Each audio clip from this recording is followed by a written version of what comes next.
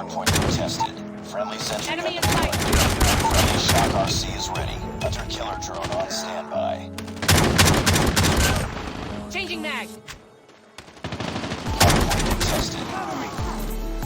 Hardpoint contested. Reloading. Hardpoint contested. Predator missile awaiting orders. Capture the objective. Hardpoint identified. Hardpoint locked down.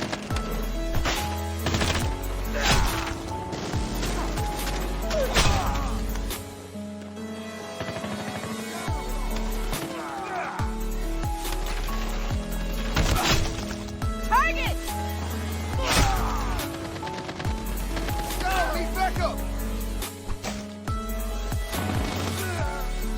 Friendly airstrike incoming.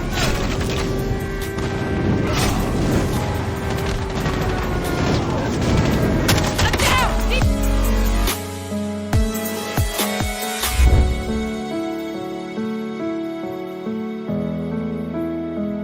Hey everyone, hope you all had a great weekend, and today I don't have a gunsmith video, rather I'll be covering how to make your own balanced and comfortable HUD for 4 Finger Claw, and also show my Aim Assist OFF settings. For customizing the HUD, go to Settings and select Custom Layout. The main buttons I'd suggest starting with is the ADS button and the Shoot button. I come from playing PC games, and I'm used to shooting with my right index finger, why I set the Shoot on the top right where it's comfortably accessible by my index finger for shooting. Now, as a quick test, tap on the screen with your index finger, without trying to tap at a certain location. Try to set the Shoot button somewhere near, where you are currently tapping. For the ADS button, I'd suggest using the other index finger since it allows us to easily switch between ADS and hipfire while shooting, which helps us for close-range gunfights. I again tap on the screen for finding a comfortable position for the button. Next is setting up movement buttons, and generally you want to jump and prone while shooting, so the right index can be used. I set both the movement buttons near the ADS button so I can easily switch between these buttons, no problem.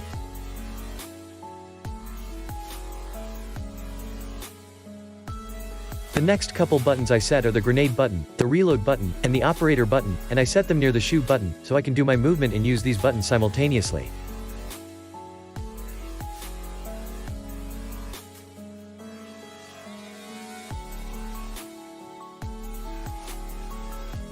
The final important button is the map, and I make it a bit smaller and keep it near the middle of the screen.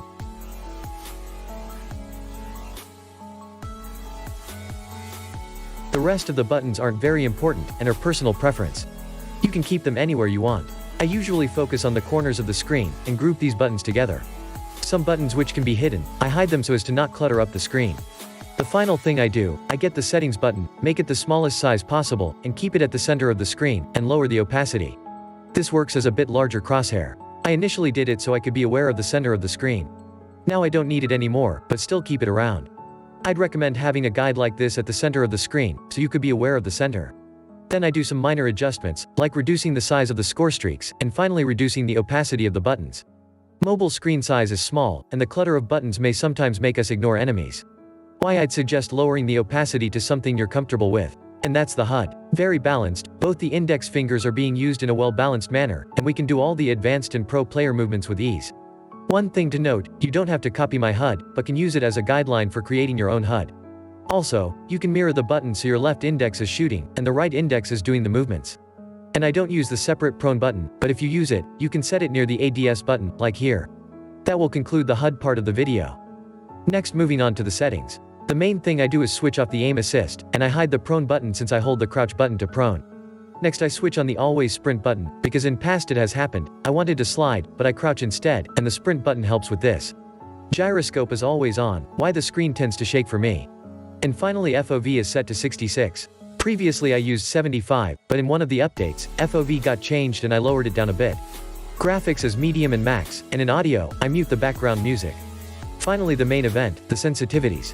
I use speed acceleration, and for me personally, it's the best mode to use. These are the sensitivity values I use. If you want me to make a video on how to find comfortable and perfect sensitivities for yourself, let me know. One thing to note, I only use the standard and ADS sensitivity, so the others I haven't personally calibrated. And the firing sensitivity is the same as camera sensitivity so as to maintain consistency.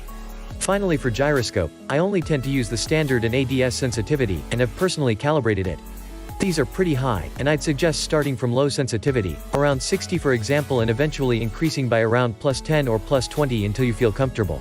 The other settings like the quick message are the default options. I haven't made any personal changes. And this will conclude the settings and sensitivities. I tried to make it quick, and might have missed some important information. Please let me know if I missed something. And that will wrap up today's video.